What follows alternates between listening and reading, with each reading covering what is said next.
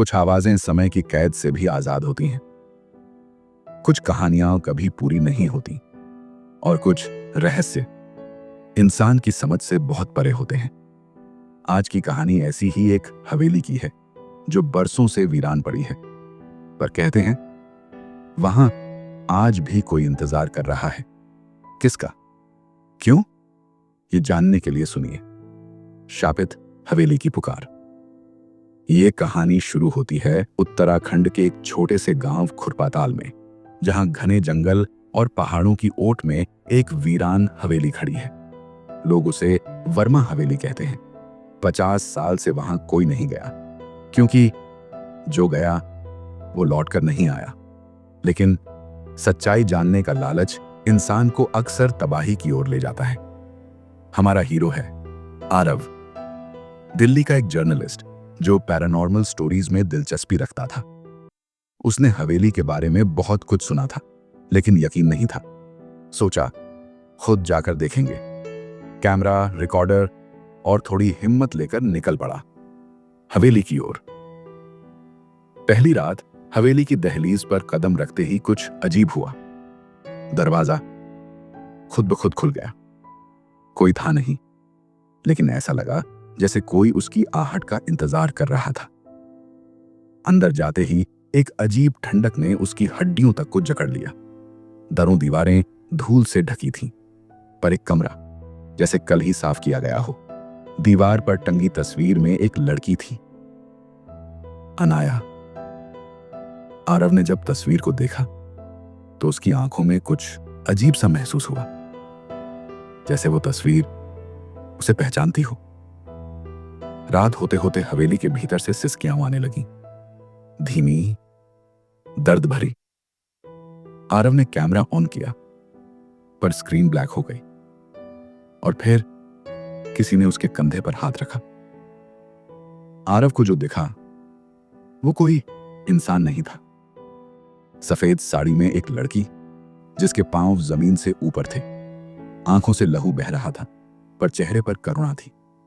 वो कुछ कहना चाह रही थी, लेकिन जब भी मुंह खोलती कमरे में चीखें गूंजने लगती। आरव ने गांव के एक बुजुर्ग से मुलाकात की, दादू रामलाल, जो कभी हवेली के नौकर हुआ करते थे। उन्होंने बताया कि अनाया हवेली के मालिक वर्मा साहब की बेटी थी। उसे एक अंग्रेज अफसर से प्यार हो गया था।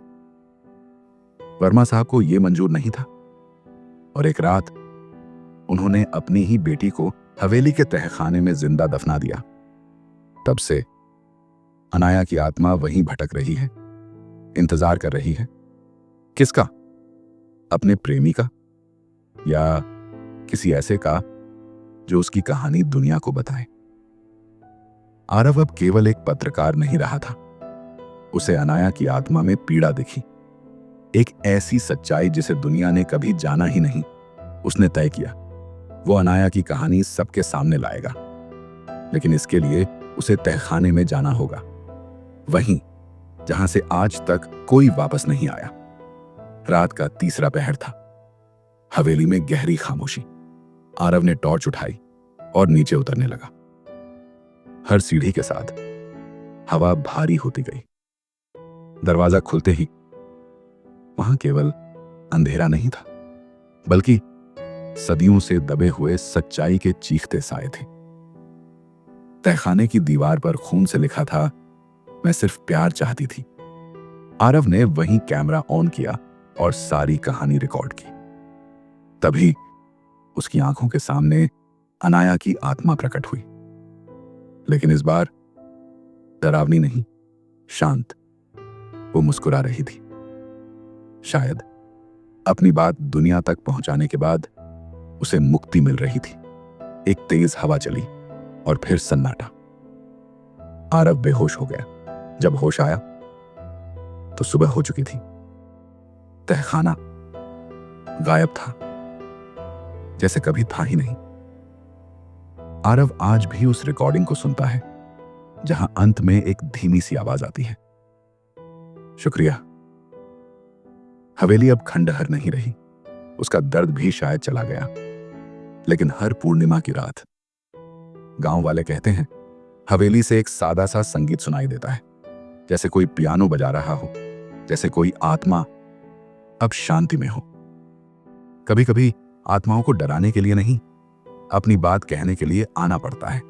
अनाया की कहानी हमें यही सिखाती है कि हर डर के पीछे एक दर्द छुपा होता है और हर आत्मा बुरी नहीं होती। अगर आपको ये कहानी पसंद आई तो शेयर करें, क्योंकि कौन जाने किसी और अनाया को भी अपनी बात कहनी हो। अगर आपको वीडियो अच्छी लगी हो तो वीडियो को लाइक करें और चैनल को सब्सक्राइब करें, जिससे आपको इस तरह की रोचक कहानियां सबसे पहले देखने को मिले।